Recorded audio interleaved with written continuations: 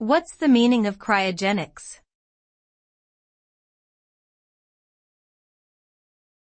Cryogenics.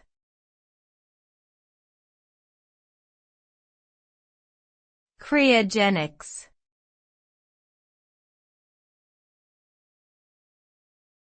Cryogenics.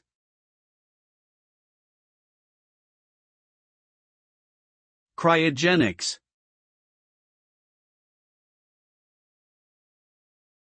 Cryogenics is the branch of physics that deals with the production and effects of very low temperatures.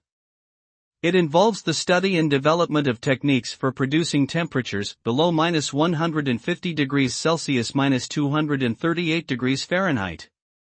The result of cryogenics is the ability to store and transport materials at extremely low temperatures, which can have a number of practical applications, such as preserving biological samples, conducting superconductivity research, and cooling electronic components.